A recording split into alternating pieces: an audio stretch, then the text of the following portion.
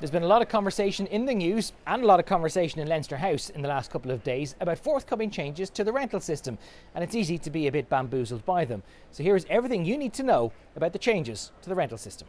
How is this all going to look different? For many existing tenants, things won't be changing at all. 80% of people already live in what are called rent pressure zones, where their rental increases are capped at 2% a year. That's now going to be made nationwide. So in fact, some people might now have protections that they didn't previously have. And from now, the default tenancy is going to be 6 years in duration, offering some security to people living in rented accommodation. But from next March, people living in new tenancies might find things a little different. The 2% cap no longer applies, and people might be allowed to face annual increases in line with the rate of inflation, which could be well above 2%. And the big concern for people in those tenancies is that every 6 years, landlords will be able to reset the rates back to market levels, which could mean very dramatic jumps for people living in those kinds of tenancies.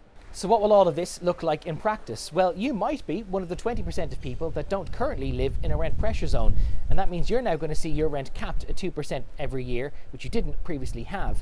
But what you might have in future is people paying very close attention to whether the landlord in a new property is considered a large landlord or not. That's if they've got 4 or more properties. Because in those cases, there will be a ban on so-called no-fault evictions. You know, the situation where a landlord might need to remove you from the property because they're selling it or because they need it for their own family. That won't apply in cases where a landlord has 4 or more properties. But, by the way, if a landlord is selling, you will now have the right to stay in the property, irrespective of whether the new landlord wants you rid or not. What are the biggest points of concern? Well, the main one raised by the opposition is the fact that market rents can be reset every 6 years. You might have security of tenure, but it might mean that the idea of having a cap is undermined if every 6 years your landlord could be able to reset things back to where they think the market is.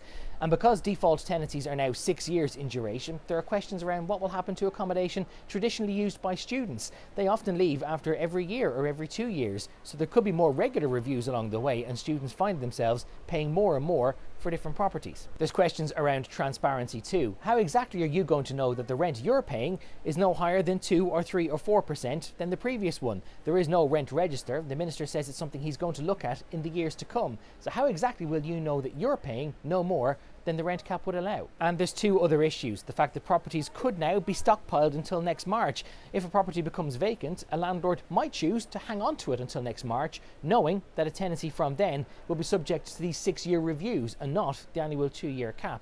And ultimately, the government doesn't know when rents will come down. It says rents have to go up to attract new developers into the system, but can't tell us when there'll be a tipping point where housing actually becomes more affordable.